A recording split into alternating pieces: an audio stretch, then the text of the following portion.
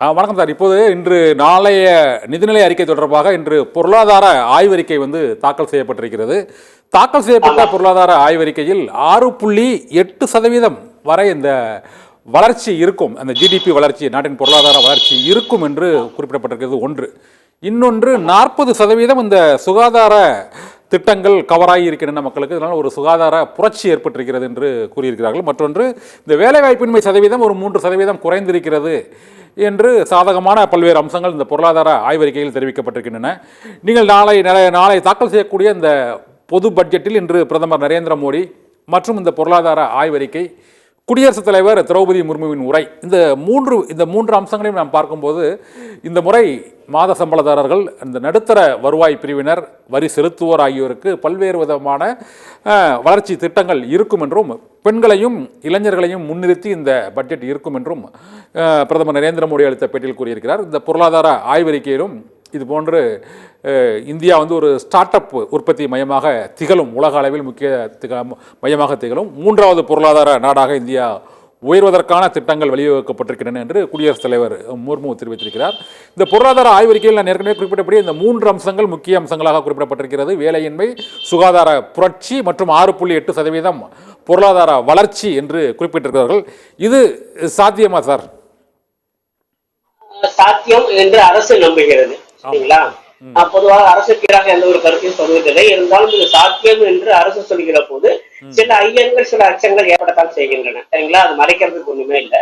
ஆனால் அரசாங்கம் மிகவும் நம்பிக்கையுடன் இருக்கிறது. ஏன்னா இன்றைக்கு இந்த பொருளாதார ஆய்வறிக்கையை பார்க்கிற போது சாதகமான அம்சங்கள் அரசுக்கு இருப்பதாகத்தான் தெரிகிறது. சரிங்களா? ஆய்வறிக்கையை முழுமையாக நம்ம எடுத்துக்கொள்ள முடியுமா அப்படின்னு தெரியல. ஆனா அது அரசு அறிவித்திருக்க ஒரு அதிகாரப்பூர்வமான ஒரு அறிக்கைங்கிறதுனால இதை அப்படியே எடுத்துக்கொண்டாலுமே கூட முழுக்க ஒரு சாதகமான அம்சமாக இருக்குமா அப்படின்னு தெரியல. ஏன்னா சாதகமான அம்சங்கள் மட்டுமே தான் ஆய்வறிக்கை தரப்பட்டிருக்கிறதோ அப்படிங்கிற ஒரு ஐயம் எனக்கு உண்டு. சரிங்களா? நான் எப்பவுமே அரசின் பக்கம் நிற்கிறவன் தான். ஆனா இப்ப ஏன் இதுல எனக்கு ஒரு சந்தேகம் வருது அப்படின்னா, இவங்க சொல்லக்கூடிய அந்த ஜிடிபி வளர்ச்சி 6.4 6.8 வரை சொல்லியிருக்காங்க, அதுவாக இருக்கட்டும். அப்புறம் எக்ஸ்போர்ட்ஸ்ல ரொம்ப அதிகமா இருக்கு, ஏற்றுமதி இருக்கலாம், ஏற்கனவே இருப்பது போலதான் இருக்கிறது அப்படின்னு சொல்லியிருக்காங்க. இன்ஃபேக்ட் ஃபாரெக்ஸ் ரிசர்வ்ஸ் ரொம்ப அதிகமா ஸ்ட்ரென்தன் ஆயிருக்கு அப்படின்னு சொல்லியிருக்காங்க. மொத்தம் 3 முக்கியமான துறைகளை பார்க்கிற போது விவசாயம் மிக வலுவாக இருக்கிறது அப்படிங்கிறது அதை என்னால் ஏற்றுக்கொள்ள முடிகிறது. ஆனால் தொழில்துறையிலையும் சேவை துறையிலையும் அதிலும் மிக நன்றாக இருக்க சொல்லியிருக்காங்க. அது என்னால் ஏற்றுக்கொள்ள முடியவில்லை. ஏன்னால் சேவை துறையில அந்த அளவுக்கு ரொம்ப வலுவாக இருப்பதாக எனக்கு தெரியவில்லை கலை நிலைமை.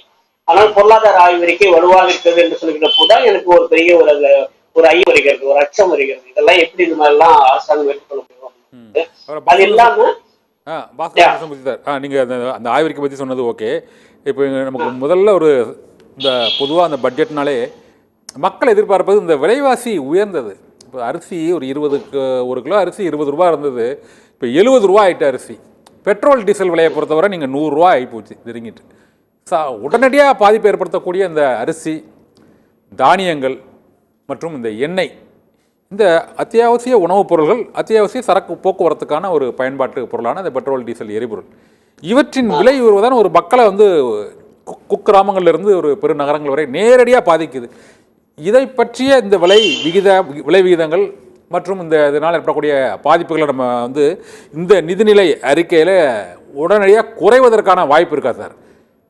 இல்ல, நீங்க ரொம்ப ரொம்ப ரெலவெண்டான ஒரு விஷயம் கேட்டிருக்கீங்க. சரிங்களா? சாமானியர்களுடைய பார்வையிலிருந்து நீங்க பாக்குறீங்க. ஆனால் நான் ஒவ்வொரு முறையும் சொல்றது நிதிநிலை அறிக்கையினுடைய அதனுடைய விளைவுகள் சாமானியர்களுக்கு சேர்வது குறைந்தது 6 மாதங்கள் ஆகும். நல்லா ஞாபகம். இப்போ நாளைக்கு நிதிநிலை அறிக்கை தாக்கல் செய்யல ஏதேனும் சாதகமான அம்சம் இருந்தாலும் கூட அது சாமானியனை சேர்வதற்கு குறைந்தபட்சம் 6 மாதங்கள் ஆகின்றன, குறைந்தபட்சம். அதனால இப்ப நீங்க சொன்ன 2 விஷயங்கள் எடுத்துக்கலாம். ஒண்ணு பெட்ரோலிய வரி குறைப்பு அப்படிங்கிறது.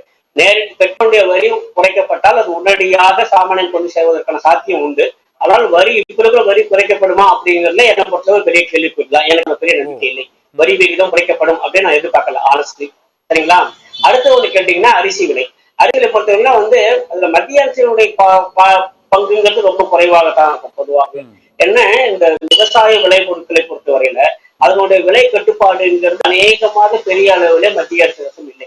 ஏன்னா ஜிஎஸ்டியை பொறுத்தவரையில, இந்த சரக்கு சேவை வரியை பொறுத்தவரையில நேரடியாக பேக் பண்ணாம எந்த விதத்திலையும் ஒரு பார்சல் எல்லாம் பண்ணாம அப்படியே வைக்கக்கூடிய விவசாய விளைபொருட்களுக்கு ஜிஎஸ்டி கிடையாது. 0% தான் ஆல்ரெடி. சரிங்களா?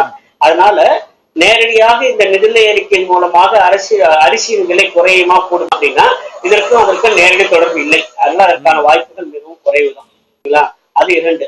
அப்புறம் 3வது, எந்த ஒரு பொருளின் விலைவாசியும் கூடவோ குறையவோ செய்வது அப்படிங்கிறது உடனடியாக சாத்தியம் இல்லை. ஆனா என்ன பண்றாங்க பல வணிகர்கள், நம்ம வணிகர்களுக்கு ரொம்ப சாதகமா தான் இருக்கும் எப்பவுமே, அவங்க சொல்ல தயாராக இல்லை. ஆனால் பொதுவாக எங்கே எல்லாம் விலைவாசி கூடுதலுக்கு சாத்தியம் இருக்கோ அங்கெல்லாம் விலைவாசி உடனடியே கூடிவிடுகிறது. ஆனால் குறைகிற போது மெதுவாக குறைகிறதுங்கிறது இந்திய பொருளாதாரத்தை பல ஆண்டுகளாக இருந்து வருகிற ஒரு குறை. அந்த குறை இந்த முறை கூட நிவர்த்தியாகவும் தோணல. அதனால நாளை தாக்கல் செய்யப்படுகிற நிதிநிலை அறிக்கையினுடைய பின் விளைவுகள் நமக்கு உணர தொடங்குவதற்கு குறைந்தபட்சம் 3 மாதங்கள் ஆகும்.